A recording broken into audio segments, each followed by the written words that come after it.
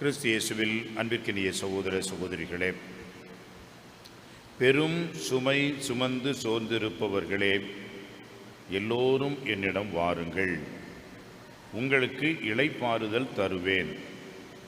ஆண்டவருடைய அழைப்பு இது. காரணம், இந்த பெரும் சுமை என்பது எதை குறிக்கிறது? பல்வேறு குறிப்புகளை நாம் இங்கே நினைத்து பார்க்கலாம். முதலிலே சமயம் என்பதே அவர்களுக்கு மிகப்பெரிய சுமையாக இருந்தது. காரணம், அந்த அளவுக்கு கடுமையான சட்டதிட்டங்கள், சம்பிரதாயங்கள், கடைபிடிக்க வேண்டிய நெறிமுறைகள் என்று ஏராளம். எனவே இவைகளையெல்லாம் சுமந்து அவர்கள் சோர்ந்து மனம் கசந்து இருக்கின்ற அவர்களை பார்த்து, வாருங்கள் என்னிடம். காரணம், என்னுடைய சுமை என்பது எளிதானது, அது அழுத்தாது என்று ஆண்டவர் சொல்கிறார். இந்த சுமை சுமந்து சோர்ந்திருப்பவர்களை வேறு விதமாகவும் நாம் நினைக்கலாம். சமூகத்திலே பலவிதமான கஷ்டங்களையும் பலவிதமான இடர்பாடுகளையும் தோல்விகளையும் நிகழ்வுகளையும் சந்தித்தவர்கள் சோர்ந்து என்ன இனிமேல் நமக்கு இருக்கிறது என்று உச்சக்கட்டமாக வாழ்வின் விளிம்பு நிலைக்கு சென்றவர்களையும் அது குறிக்கிறது. இப்படி வாழ்வில் பொருள் இழந்து தவிக்கின்றவர்கள் வாருங்கள் என்னிடம். மேலுமாக பல உடல் நோய்கள், வாதைகள், மன அழுத்தம், பலவிதமான பிரச்சனைகள், இவைகளையெல்லாம் தாங்கிக் கொண்டிருக்கின்ற, ஏன், எதற்கு, எனக்கு எதற்கு என்று கேள்வி கேட்டு அந்த துன்பங்களையெல்லாம் உடலிலும் மனதிலும் தாங்கிக் கொண்டிருக்கின்றவர்களையும் அது குறிக்கும். எனவே எல்லோரும் என்னிடம் வாருங்கள் என்ற அந்த ஒரு அழைப்பு எல்லோருக்கும் பொருந்துகிறது என்பதைத்தான் நாம் புரிந்து கொள்ள வேண்டும். எனவே தான் நம்முடைய நுழைவாயில் மேலே ஒரு அருமையான படத்தை வைத்திருக்கின்றோம். அந்த படத்தின் மிக முக்கியமான ஒரு அழைப்பு, எல்லோரும் என்னிடத்தில் வாருங்கள் என்று ஆண்டவர் நம்மை அழைப்பதாக, அதுவும் குறிப்பாக இரவு நேரங்களிலே அது ஒரு தனியாக தெரிகிறது. மக்களுக்கு அது ஆறுதலாகவும் மக்களுக்கு அது புரிகின்ற ஒரு பொருளாகவும் இருப்பதை நாம் பார்க்கின்றோம். எனவே சுமை சுமந்து என்ற வகையிலே இன்றைக்கு களைப்புற்றிருக்கின்ற எல்லோரும் என்னிடம் வாருங்கள். ஏன் வர வேண்டும்? முதலிலே இளைப்பாற்றியை கொடுப்பேன். அன்புக்குரியவர்களே, சோர்ந்து இருக்கின்றவர்களுக்கு இளைப்பாற்றி என்பது அவசியம். முதல்ல கொஞ்சம் சுவாகசமாக உட்கார்ந்து பேசுங்க. என்ன உங்கள் பிரச்சனை? கொஞ்சம் மூச்சு வாங்குங்க, கொஞ்சம் அமருங்க, தண்ணியை குடிங்க என்று நாம் சொல்கின்றோமே, அதே போன்றுதான் ஆண்டவர் இயேசுவும் முதலிலே தன்னை இளைப்பாற்றி தருகின்ற ஒரு நபராக, தனது இதயத்தை திறந்தவராக, எல்லோரும் என்னிடம் வாருங்கள், என்னில் நீங்கள் இளைப்பாற்றி களைப்பாருங்கள் என்று சொல்கிறார். அன்புக்குரியவர்களே, ஆண்டவர் இயேசுவிடம் வந்துவிட்டால் மந்திரத்தில் மாங்காய் விழுந்துவிடும் என்று நினைக்கவே கூடாது. நிறைய பேருக்கு இந்த மாதிரியான பிரச்சனைகள் இருக்கிறது. எனவே தான் பட்டாம்பூச்சி போன்று ஒரு 5-6 நாட்கள் இங்கே வருவார்கள். ஒன்றும் அவர்கள் கேட்டது நடக்கவில்லை என்று சொன்னால் அடுத்த ஒரு இடத்திற்கு செல்வார்கள், பறந்து போவார்கள். அப்படியாக பறக்கின்ற பட்டாம்பூச்சியாக அவர்கள் சென்று கொண்டே இருப்பார்கள். அவருடைய உள்ளத்தின் ஆழத்திலே உண்மையான நம்பிக்கையும் உண்மையான விசுவாசத்தையும் நாம் பார்க்க முடியாது.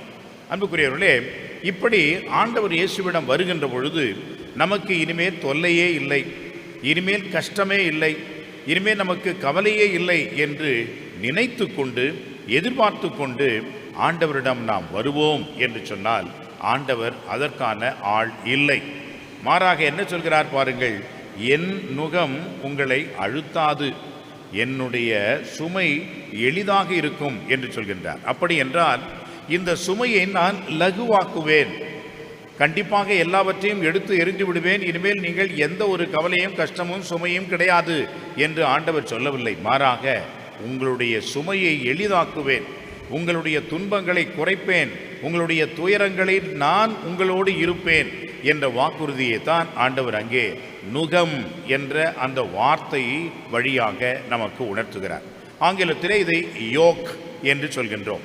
இந்த நுகம், நுகத்தடி, நம்முடைய தமிழிலே இந்த நுகத்தடி என்பது ஒரு கட்டையான மரம். இந்த மரத்தை அவர்கள் செதுக்கி 2 மாடுகள் அல்லது கழுதைகள் பூட்டி அந்த 2 மாடுகளுடைய கழுதைகளுடைய தோள்களிலே வைத்து வண்டியை இழுத்து செல்லவும் மற்றும் கலப்பை பூட்டி அவர்கள் உழுவதற்கும் பயன்படுத்தினார்கள். எனவே இந்த 2 விலங்குகளும் அந்த நுகத்தடியை பெற்றுக்கொண்டால் முதலிலே அதனுடைய அழுத்தம், அதனுடைய சுமை அந்த விலங்குகளுக்கு தெரியாது. எனவே என்னுடைய சுமை உங்களை அழுத்தாது, இலகுவானது, எளிதானது என்று சொல்கின்றார். இரண்டாவதாக பாருங்கள், 2 இந்த விலங்குகளை ஒரே மாதிரியாக பார்ப்பது என்பது கடினம். எனவே ஒன்று கொஞ்சம் வலிமையாகவும் இன்னொன்று வலிமை குன்றியதாகவும் இருக்கலாம். எனவே அப்படிப்பட்ட அந்த விலங்குகளை வண்டியிலே பூட்டி ஓட்டுகின்ற பொழுது அந்த நுகத்தடி என்பது ஒரு பக்கம் அது வலிமையாகவும் இன்னொரு பக்கமும் லகுவாகவும் இருக்கும். இந்த வலிமையாக கட்டையாக இருக்கின்ற பகுதி அந்த வலிமையான விலங்குக்கு கொடுக்கப்படுகிறது. அது கழுத்தோடு ஒட்டி இருக்கக்கூடிய நிலை கொண்டது. ஆனால் இந்த லகுவாக இருக்கக்கூடிய அந்த ஒரு நுகத்தடி என்பது கழுத்தை அழுத்தாமல், அதை உறுத்தாமல் ஓரளவுக்கு அந்த பாரத்தை சுமந்து செல்கின்ற ஒரு வழியையும் பார்க்கின்றோம். எனவே இந்த பாரத்தை அதிகமாக சுமக்கின்றவர் ஆண்டவர் இயேசு. இந்த பாரத்தை நமக்கு எளிதாக்கி கொடுக்கின்றவர் அவர். எனவே வாருங்கள், என்னுடைய சுமை உங்களை அழுத்தாது என்று ஆண்டவர் இயேசு இந்த அடிப்படையில் தான் என் நுகத்தை ஏற்றுக்கொள்ளுங்கள் என்று சொன்னார். அன்புக்குரியவர்களே, இன்னொரு கருத்தும் இருக்கிறது. அந்த கருத்து என்னவென்று சொன்னால், இயேசு தச்சு தொழில் செய்தவர். தன்னுடைய வளர்ப்பு தந்தையோடு சேர்ந்து இந்த தச்சு பொருட்களை எல்லாம் அவர் செய்து மக்களுக்கு வழங்கியவர். எனவே அவருடைய அந்த தச்சு கூடத்திலே தொழில் செய்கின்ற அந்த இடத்திலே மேலே எழுதப்பட்டிருந்தது. என்ன எழுதப்பட்டிருந்தது? The yoke that fits you என்று வார்த்தைகள் எழுதப்பட்டிருந்தது. ஒருவேளை அவர் இது போன்ற நுகத்தொடிகளை, கலப்பைகளை செய்கின்ற தொழிலை அவர் ஏற்றிருக்கலாம்.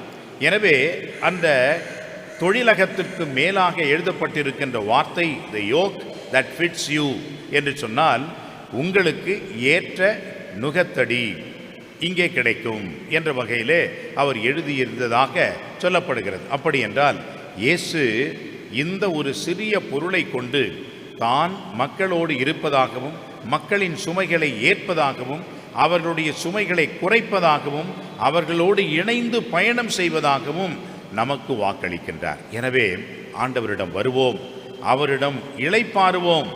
அவருடைய சுமை நமக்கு மிகப்பெரிய பாரமாக இருக்காது, எளிதானது, இனிமையானது, இயேசுவோடு நாம் சேர்ந்து பயணம் செய்கின்ற மிகப்பெரிய பாக்கியமானது என்பதை உணர்ந்து வாழ அருள் வேண்டுவோம். ஆமென்.